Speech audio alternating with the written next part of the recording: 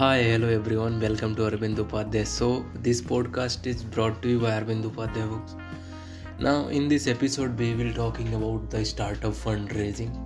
I am the author of the startup fundraising. You can read my books also about the startup fundraising, how you can raise your fund, and how you can become the better at fundraising. If you are someone that finding it tough to fund your startup, you don't know how to raise fund for your startup, well then you can read my books, The Startup Fundraising. It's take you through the stories for the early stage startups and how successfully you can manage and raise funding for your startup. So let's dive in this episode about how the startup funding raising works and how you can raise fund. Actually, the startup funding is the money that a businesses use to start and support a new business. There are the many different types of the funding. See, startups use these funds to cover marketing, they cover the growth and the operating expenses in the launch the businesses. The number and types of the funding options can be overwhelming for the new startup. Understanding the types of startup funding can help you to understand what's out there and how to align with your company's goal. So let's cover that next. First important one is of self-funding. So 39% of the business founders fund startup with the personal fund. Self-funding means that you independently provide the funding you need for your startup. This might mean personal saving, starting your business with a long timeline and running on the tight budget. There are some other self-funding strategies. Bootstrapping is not just using personal fund to starting the startup and businesses. Bootstrap is the businesses also use the early starter revenue to continue running the business rather than seeking outside funding. Bootstrapping is the hotly debated topic. It have help founders keep control of their business instead of the giving equity to the investor, so and avoiding interest payment for the taking out loans. The downside, if the startup fail, then the founder lose their saving or that their family and friends money. Third important part is credit cards. So credit cards can help you to get the resources you need to grow your startup, and that offer backup cash flow when things didn't go to expected.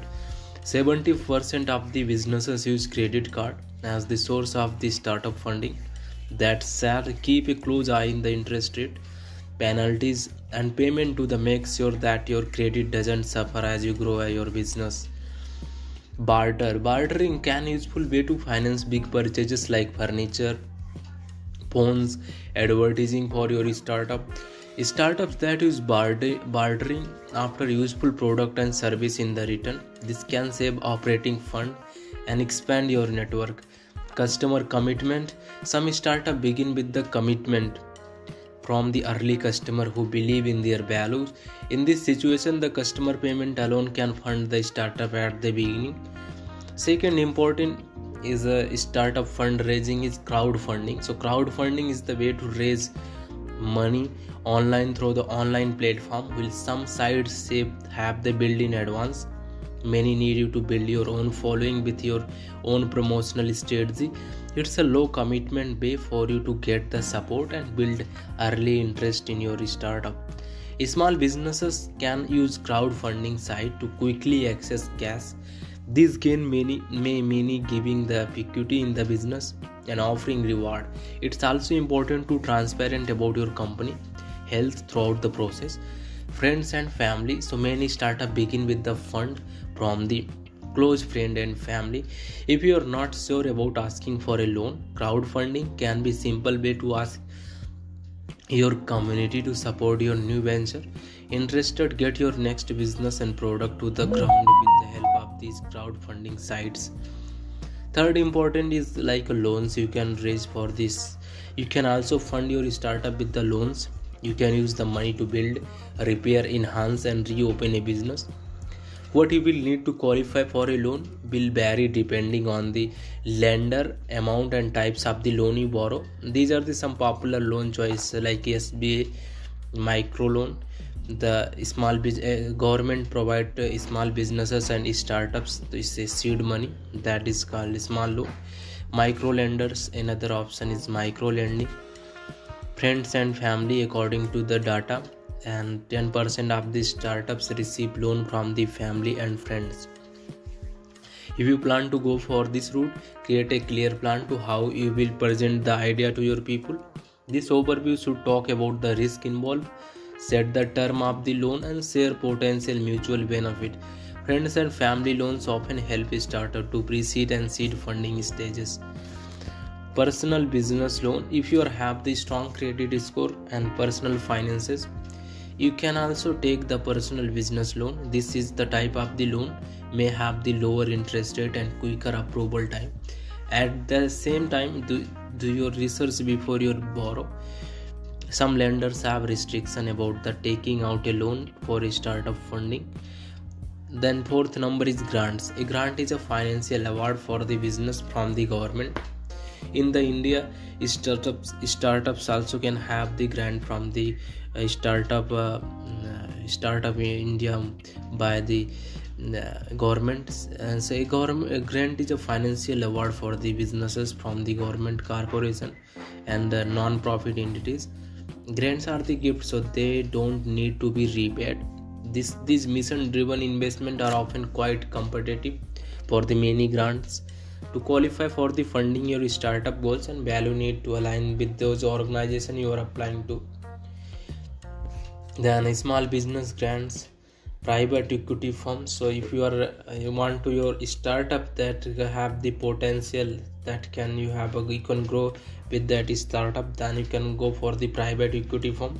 High growth companies are intensing for venture capitalists. Unlike other form of the startup funding, there are the significant risk involved. If a company fail, then the investor owners see the return on their contributed capital. But if the company succeed, then payout can be in the millions. The investor hope the companies they invest in do one of the three things: go public, get acquired, pay back their investment with the interest. Private equity firms often sit on the board of the startup or act as advisor. They have a stake in the business and will do what they can to help it succeed. Venture capital, they are usually large investment. This startup funding is for the startup that is prepared to use a large investment and grow quickly. That said, micro VC can work to startup that don't need as much as financing. Venture capitalist funding is the difficult to get and often takes time and preparation. Success can also mean that you will lose some control over your startup. Changes like stopping and spending often means conversation with the investors. Instead of the quick decision, all parties must come to an agreement. Then important in the startup fundraising is angel investors. Angel investor is the private investor and silent partner and other option for the startup funds. These are the individuals who fund startups, often with their own money. This investment may be in the exchange for the equity or partial ownership for the business.